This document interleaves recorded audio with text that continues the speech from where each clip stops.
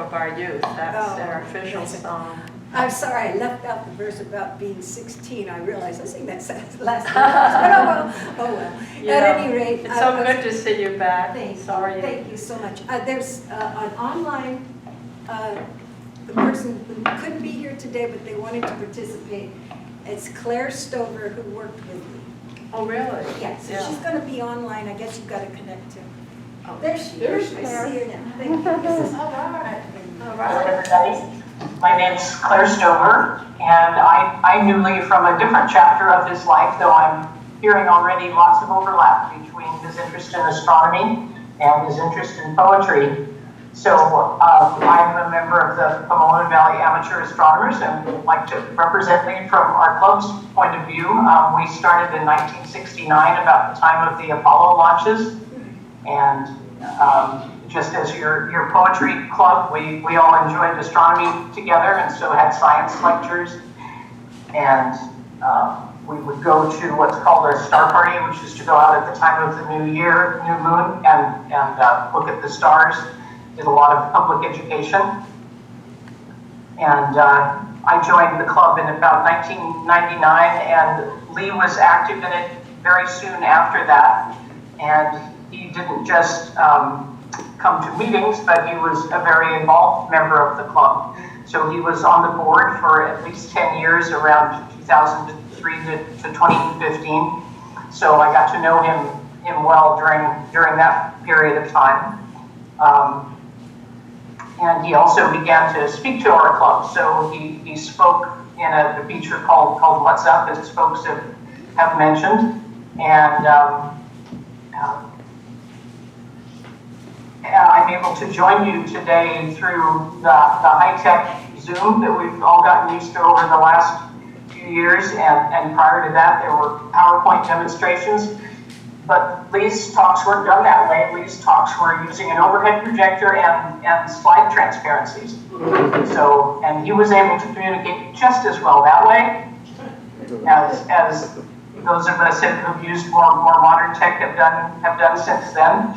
So he would have a transparency of a certain area of the night sky, and then he would tell us about it. Well, as you could imagine, that could be kind of dry. Here's this, here's that, here's the other. But his stories were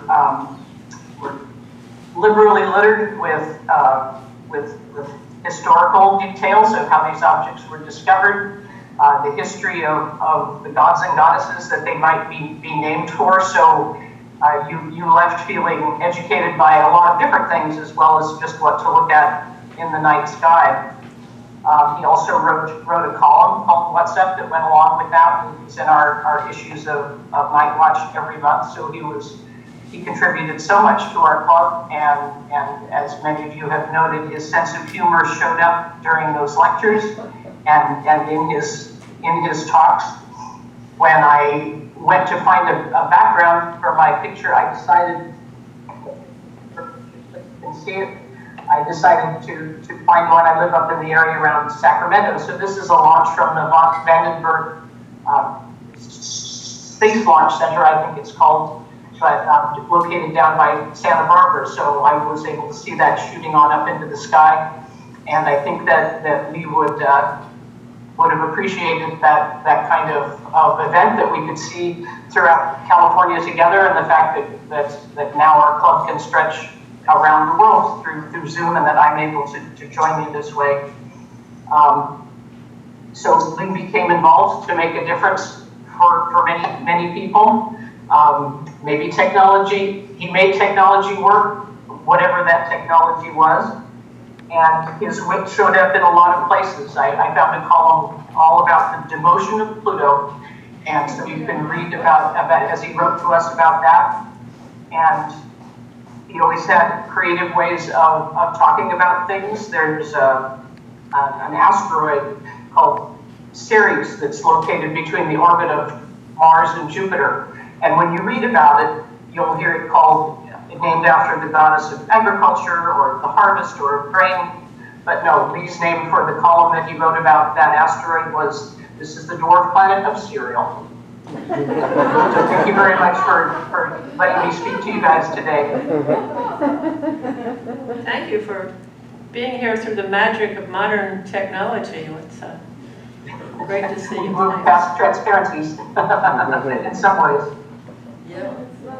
So this leads us into a time for sharing from the people who haven't had a chance to speak and have something they want to tell us about their relationship with our dear Lady.